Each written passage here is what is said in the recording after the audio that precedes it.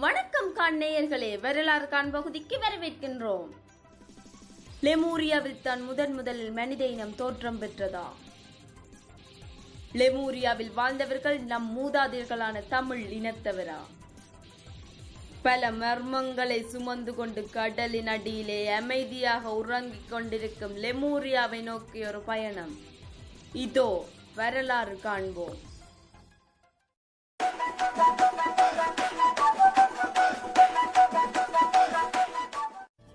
ஆகாயமும் காற்றும் நீரும் நெருப்பும் நிலமும் ஒன்றோடு ஒன்று கைகோர்த்து இயற்கையோடு நடைபோட்ட அந்த ஓர் அழகிய பெண்ணே லெமூரியா. இவளின் அழகும் வனப்புமே இவளது அழிவிற்கு காரணமாக அமைந்ததோ என்னமோ. மடகாஸ்கர், தென்னிந்தியா, ஆஸ்திரேலியா ஆகியவற்றை இணைக்கும் லெமூரியா கண்டத்தின் விஸ்தீரணமானது மடகாஸ்கர் முதல் ஆஸ்திரேலியா வரை 4200 மைல் அளவாக பரவி இருந்த போதிலும் இன்று ஆழி பேரலையினுடைய அவாவிற்கு பலியாகி நீரினுள் மூழ்கி போன இப்பகுதியினை ஒருமுறை மீட்டெடுப்போம். குமரி நாடு, குமரி கண்டம் என்ற பெயர்களுடன் மிளிரும் இக்கண்டமானது தமிழர் நாகரிகத்தின் தொட்டில் என்று அழைக்கப்படுவதுவும் இனத்தவரை மென்மேலும் உயர்வுபடுத்தும் வகையிலே அமைகின்றது. 19ஆம் நூற்றாண்டில் ஐரோப்பிய மற்றும் அமெரிக்க அறிஞர்களின் ஒரு பகுதியினர் லெமூரியா என்று அழைக்கப்படும் ஓர் மூழ்கிய கண்டம் இருந்திருக்கலாம் என்றும் இவர்கள் இங்கு விவசாயம் மற்றும் விலங்கு வேளாண்மையை வாழ்வாதாரமாக கொண்டு வாழ்ந்து வந்திருக்கலாம் என்றும் ஊகித்தனர். ஆப்பிரிக்கா, ஆஸ்திரேலியா, இந்தியா மற்றும் மடகாஸ்கர் நாடுகளுக்கிடையே காணப்படும் புவியியல் மற்றும் பிற ஒற்றுமைகளை தொடர்புபடுத்தி விளக்க முயன்ற போது அவர்களுக்கு இச்சிந்தனை தோன்றியது. 20ஆம் நூற்றாண்டில் தமிழ் எழுத்தாளர்கள் இந்த மூழ்கிய லெமூரியா கண்டத்தை பற்றி விவரித்து கூற குமரி கண்டம் என்ற பெயரை பயன்படுத்தி இருந்தனர். பாண்டியரது ஆட்சி காலமான கிமு 10,000களிலே இக்குமரி கண்டமானது இருந்திருக்கலாம் என்றும் அதற்கு பின்பு ஏற்பட்ட இயற்கையின் பேரழிவினால் அழிந்திருக்கலாம் என்றும் சொல்லத்தக்க வகையிலே பாண்டியரது புராண கதைகள் குமரி பற்றி கூறி நிற்பதன் மூலம் ஊகிக்க முடிகின்றது. பாண்டியர்களது காலத்திலே தமிழினை வளர்ச்சிப்படுத்த எண்ணிய புலவர்கள் மற்றும் இலக்கிய கல்வியாளர்கள் அனைவருமாக இணைந்து குமரியிலே இரு தமிழ் சங்கங்களை உருவாக்கி இருந்தனர் என்றும் அங்கு உருவாக்கப்பட்ட நூல்களை இன்று யாரால் எக்காலத்திலே உருவாக்கப்பட்டது என்று அறியப்படாது உள்ள நூல்கள் என்றும் நம்பப்படுகின்றது.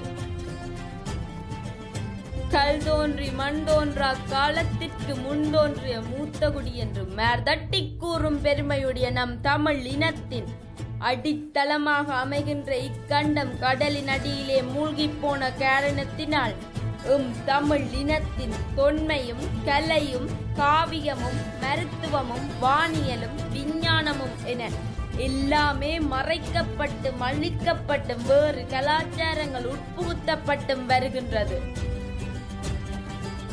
முடிவு காண வேண்டுமாயின் லெமூரியாவை பற்றிய ஆய்வுகள் மேற்கொள்ள வேண்டியது அவசியமான ஒன்றாக உள்ளது.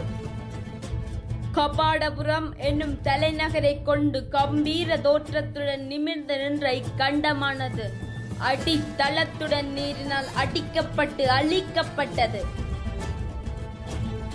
தமிழர்கள் தான் லெமூரியாவிலே வாழ்ந்தார்கள் என்பதற்கும் அவர்கள் பல கண்டங்களிலே பரந்து வாழ்ந்த காரணத்தினாலேயே தமிழ் பல்வேறு பகுதியிலே பரவி இருக்கின்றது என்பதற்கும் சான்றாதாரங்கள் ஏதுவாக அமையவில்லை என்ற போதும் ஆஸ்திரேலியாவிலே வாழ்ந்த மூத்த குடியினரின் மரபணுவும் இந்திய மூத்த குடியினரின் மரபணுவும் ஒன்றோடு ஒன்று ஒத்து போகின்றமையும் தமிழ் பல்வேறு மொழிகளிடையே கலந்து பின்னி பிணைந்து இருப்பதும் தமிழர் பாரம்பரியம் இன்றும் பல பகுதியிலே பின்பற்றப்பட்டு வருவதும் குமரி கண்டத்திலே அமைந்த இடங்களாக கூறப்படும் இடங்களின் பெயர் இன்றும் பல பகுதிகளிலே வழக்கத்தில் இருப்பதும் என ஒவ்வொரு ஆணித்தரமான ஆதாரங்களும் எமது தமிழர்களின் தொடக்கமே லெமூரியா கண்டம்தான் என்பதை பறைசாற்றி நிற்கின்றது.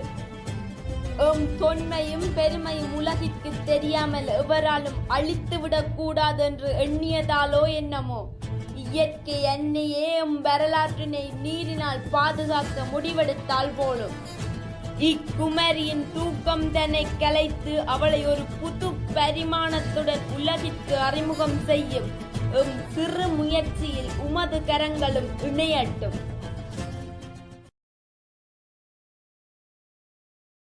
ஹலோ வியூவர்ஸ், இந்த வீடியோ பிடிச்சிருந்தா லைக் பண்ணுங்கள், ஷேர் பண்ணுங்கள், கமெண்ட் பண்ணுங்கள்.